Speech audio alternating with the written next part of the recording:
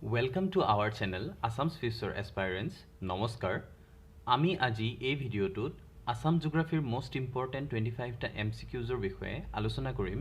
তেনেহলে আহক Assam Geography most important MCQs ৰ part 1 2 আৰম্ভ কৰো।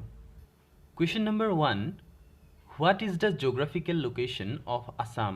Question number 1 ত আমাক সুধিছে অসমৰ ভৌগোলিক অৱস্থিতিটো কি হয়? Option kita ki ase no sawa ho. Option dia ase A, latitude 24 to 28 degree north and longitude 90 to 96 degree east. B, latitude 22 to 26 degree south and longitude 88 to 92 degree west. C, latitude 24 to 26 degree north and longitude 90 to 94 degree east. And option D, none of the above. Question number 1 or answer to nu ki hoy sausu na ho. Question number 1 or answer to hobo A, latitude 24 to 28 degree north and longitude 90 to 96 degree east. Next question number 2, how many percentage of Indian landmass is covered by Assam? Question number 2 amak khudise je bharator kiman landmass ohome cover kori ase. Option kita hoise A, 2.39%, B, 3.75%, C, 2.50% and option D, 3.09%. Question number 2 answer to nu ki hoy sausu na ho.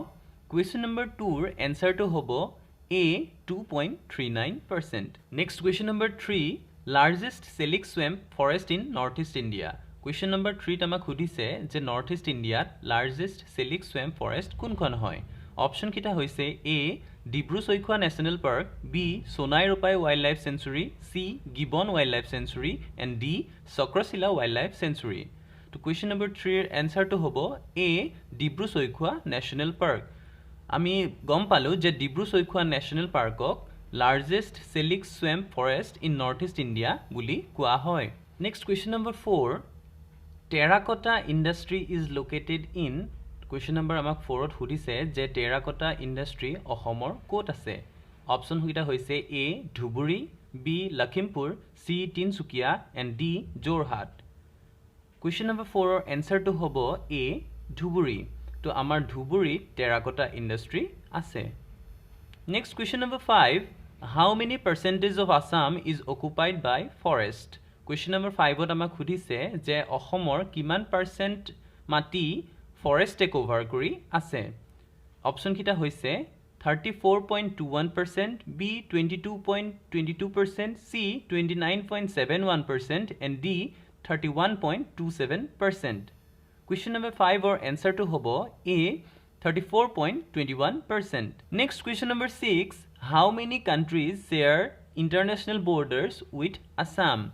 Question number 6 on amak hudise je kiman khon deshe ohomor logot international border share kore. Question number 6 or option kita hoise A2, B4, C1 and D3. Question number 6 or answer to hobo A2 mane ohomor logot dukhon country border share kore. He country dukhon hoise Bangladesh aru Bhutan. Next question number 7, who introduced tea plantation in Assam? Question number 7 ot amak hudise je ohomot kune চাহ খেতি প্ৰথম আৰম্ভ কৰিছিলে। Option কিটা হৈছে A, Maniram Dewan, B, Robert Bruce, C, Tarun Ram Phukan and D, none of the above. তো question number 7 or answer to nu ki hoy sawa ho.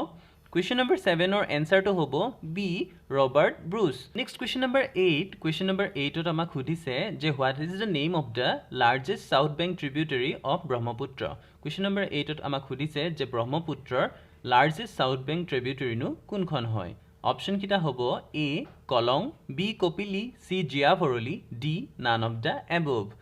Question number 8 or answer to hobo B, Kopili. Kopili hoise Brahmaputra largest south bank tributary. Next question number 9. Question number 9 ot amak hudise je how many districts of Assam covers under BADP jitu border areas development program ase amar government of Assam or kiman khon district tar under cover hoy. Option kita hoise 6, 7, 8, 9. Question number 9 or answer to nu ki hoy sausu na ho.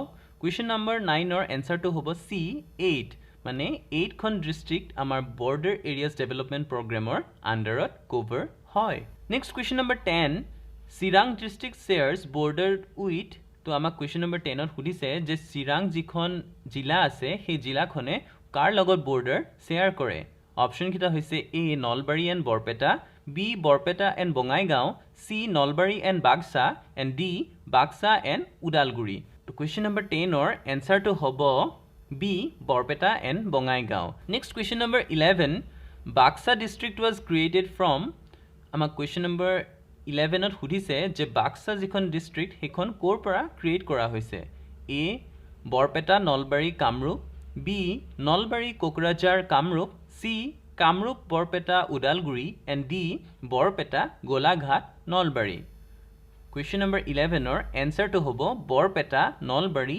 Kamrup next question number 12 question number 12 ত আমাক সুধিছে যে in which year Tocklai tea research institute was established আমাক question number 12 ত সুধিছে যে যেটো টোকলাই চাহ গৱেষণা কৰা প্ৰতিষ্ঠান আছে হেতু কিমান চনত প্ৰতিষ্ঠা কৰা হৈছিল অপচন কিটা হৈছে A 1911 B 1917 C 1921 and D 1927 question number 12 ৰ এনসাৰটো কি হয় চাওচোন আহক কোৱেশ্চন নম্বৰ 12 ৰ এনসাৰটো হ'ব এ 1911 1911 ত আমাৰ যেটো জোৰহাটত টোকলাই চাহ গৱেষণা প্ৰতিষ্ঠান আছে হেতু প্ৰতিষ্ঠা কৰা হৈছিল next question number 13 question number 13 ত আমাক সুধিছে যে আসাম ষ্টেট জু কাম botanical garden was established in which ইয়াৰ আমাক সুধিছে যে গুৱাহাটীত অসমৰ ৰাজ্যিক চিৰিয়াখানা আছে সেইখন কিমান চনত প্ৰতিষ্ঠা কৰা হৈছিল অপচন কিটা হৈছে A 1857 B 1957 C 1875 and D 1975 question number 13 ৰ এনসাৰটো হ'ব বি 1957 মানে 1957 ত আমাৰ যেটো আসাম ষ্টেট জু কাম বটানিকেল গাৰ্ডেন আছে গুৱাহাটীত হেতু এষ্টাব্লিছ কৰা হৈছিল next question number 14 question number 14 ত আমাক সুধিছে যে Assam cooperative jute mills limited was located in which place তো আমাক কোৱেশ্চন নম্বৰ 14 ত সুধিছে যে যেটো Assam cooperative jute mill limited আছে হেতু ক'ত অৱস্থিত অপচন কিটা হৈছে A Nalbari B Silghat C Majuli and D Dibrugarh তো আমাৰ কোৱেশ্চন নম্বৰ 14 ৰ এনসাৰটো হ'ব B Silghat next question number 15 question number 15 ত আমাক সুধিছে in which year Manas biosphere reserve was created আমাক ইয়াতে সুধিছে যে মানাস বায়োস্ফিয়াৰ ৰিজাৰ্ভখন কেতিয়া ক্ৰিয়েট কৰা হৈছিল অপচন সমূহ হৈছে এ 1974 বি 1973 সি 1972 আৰু ডি 1971 তো এই সমূহৰ ভিতৰত কাৰেক্ট এনসাৰটো হ'ব B 1973 next question number 16 what is the name of the smallest district of Assam by area তো কোৱেশ্চন নম্বৰ 16 ত আমাক সুধিছে যে বাই এৰিয়া অসমৰ সবতকৈ সৰু ডিস্ট্ৰিক্ট কোনখন অপচন কিটা হৈছে A Nagaon B Baksa C Majuli and D south Salmara Mankachar question number 16 ৰ এনসাৰটো হ'ব D south Salmara Mankachar next question number 17 how many district of Assam shares interstate border question number 17 ত আমাক সুধিছে যে অসমৰ কিমানখন জিলায়ে ইণ্টাৰষ্টেট বৰ্ডাৰ শ্বেয়াৰ কৰে অপচন কিটা হৈছে A 22 district B 27 district C 24 district and D 10 district question number 17 ৰ এনসাৰটো হ'ব 24 district next question number 18 in which year Rudrasagar oil field was discovered তো আমাক কোৱেশ্চন নম্বৰ 18 ত সুধিছে যে কোনটো বছৰত ৰুদ্ৰসাগৰ অইল ফিল্ডটো ডিস্কভাৰ কৰা হৈছিল অপচন কিটা হৈছে A 1875 B 1960 C 1975 and D 1860 question number 18 ৰ এনসাৰটো হ'ব B 1960 next question number 19 what is the name of the only Ramsar site in Assam তো আমাৰ কোৱেশ্চন নম্বৰ 19 ত সুধিছে যে অসমত অৱস্থিত অনলি ৰামছাৰ সাইট কোনখন অপচন কিটা হৈছে A Kaziranga national park B Deepor Beel C Angsi glacier and D Bhogdoi river question number 19 ৰ এনসাৰটো হ'ব B Deepor Beel next question number 20 in which year Dibrugarh district was carved out of Lakhimpur তো আমাৰ কোৱেশ্চন নম্বৰ 20 ত সুধিছে যে কিমান চনত ডিব্ৰুগড় ডিস্ট্ৰিক্ট লখিমপুৰৰ পৰা ফাটি আহিছিল